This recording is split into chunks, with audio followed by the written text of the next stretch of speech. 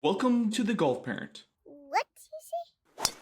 Why did it take so long to actually come up with a system to be able to reliably read putts? Is it because for so long we thought that putting's an art form and not a science? Maybe let's start there. Is it a science or is it an art form or is it somewhere in between? Well, reading greens is certainly 99% science, if not 100% science. And I think the problem was, 20 years ago when I first started this, and there was nobody made the effort to actually figure out the science of putting. And when I talk to people, or specifically, I mean, green reading, which is predicting how much the ball breaks before you hit it. It's not that insanely of a difficult of a task. But when I talk to pro golfers and people in the industry 20 years ago, they all just made the assumption that it was impossible. They'd say, well, it's there's too many unknown factors, and you've got effects that cancel out gravity, and the mountains will make it not work properly. There's a bunch of crazy myths, but there was this collective mindset that it just wasn't possible. And even after I created the software and was testing it on TV and showing the TV networks that it actually worked and that you could predict putts very accurately, they kept pushing back for probably 2 years and just said, well, we just don't think it's possible still. And so there was a big, huge cultural mind shift that had to change to convince people that, yes, you actually can predict with a very, very high degree of accuracy how much a ball is going to turn across a slope surface. So wait a second. I got to stop you there because again, I'm a weekend warrior, 16 handicap. I am in no in no way a professional, but I've been taught that look for the water because it's always going to break towards the water. Are you saying that that's a fallacy? Is that an urban myth? Does that not actually factor into true green reading? No, it has nothing to do with true green reading. It may Crazy. generally break roughly towards water, but I could show you millions of putts that don't break towards water. And the reality is the water has no effect on the putt. The only thing that affects the putt, which the number one tenet that I always tell people, the first thing you have to accept if you want to be a great green reader is that the only thing that is affecting the putt is the point of contact between the ball and the ground. Is it sloped or is it not sloped? And if there's tilt, the ball will turn. If there's not tilt, the ball won't turn. Has nothing to do with mountains or rivers or lakes or downtowns or anything whatsoever. And the faster you accept that, the better of a green reader you'll be. Those are things you use if you just don't know. Well, I don't know what it's doing, therefore it must go to the water. Well, maybe, maybe not, and the hard part is not so much which way is it going to break. The hard part is how much is it going to break. And knowing where the water is just tells you nothing about how much a ball breaks.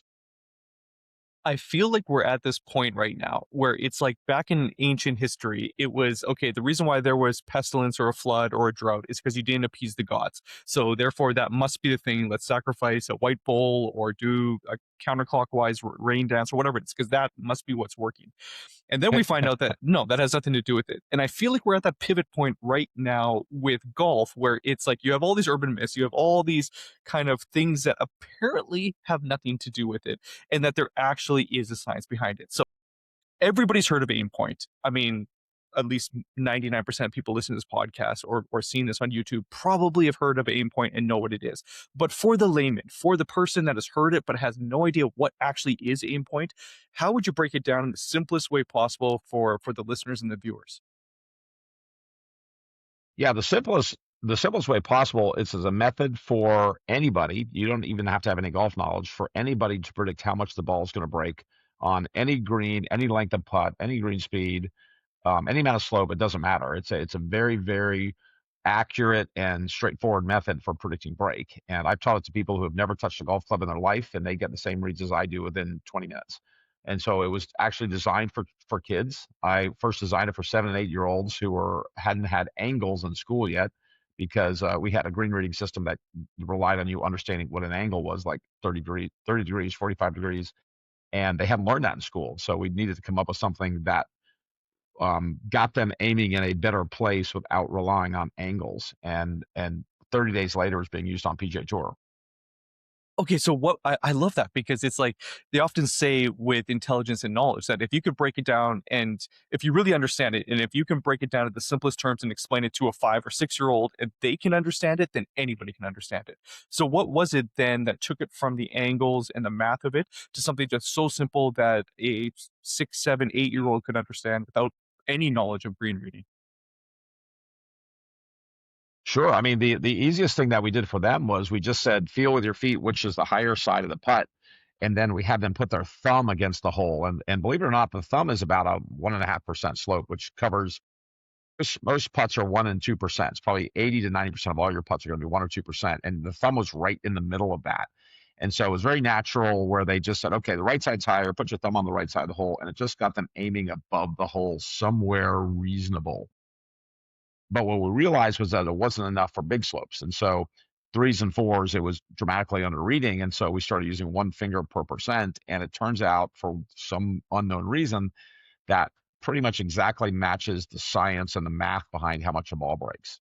So it comes down to simply gauge how much slope you are, hold up your fingers, and you'll get a mathematically correct aim for any putt, which seems unintuitive and too simplistic, but believe it or not, there is a ton of math and trigonometry behind it that all works great, that you don't need to know any of it to use it. So when you're feeling the slope with your feet, where's the most important part to be feeling it? Is it close to the hole? Is it, I'm assuming it's not where you're starting the putt per se. I'm assuming it's somewhere else on in the green. Definitely But not where where you're is it? starting. Yeah. Definitely Yeah. not. Okay. So where should we be Yeah. It's feeling it? definitely not. It's definitely not at the ball. Middle area of the putt. So the big, you see players stand over their ball and kind of make practice strokes and feel the slope there. That's a big problem because the slope of the ball has no effect whatsoever really on the overall break. The other major mistake people make is they go very close to the hole and they go last 2 or 3 feet. And the reason that doesn't count is because the putt is over by then. So let's say you take a 15-foot putt, it's going to break on average 1.5 feet. The last 3 or 4 feet are only breaking a couple inches. The putt's over, the break's over, and how the ball arrives at the end of the putt has already been dictated back kind of in the middle area. So we're really focusing on the middle area of the putt, not the beginning and not the end. And people fight me on the, looking at what happens the last couple feet all the time, but the reality is the putt's finished. It's too late. Okay, so you're saying the middle third of the putt is what has the biggest impact on the overall success or failure of the putt? Am I hearing that correct? Yeah, it basically dictates how the putt's going to behave. So it's that Interesting. middle area. And if you watch people do Aimpoint, they're always exploring or focusing on that middle area because that is mathematically where you need to focus, which is not what we've been taught our whole lives learning golf, right? They say, look at the end of the putt and see what it does there. It's wrong. It's another one of those, yeah, visually looks like the ball's turning a lot at the end, but it actually really isn't. Everything has happened already.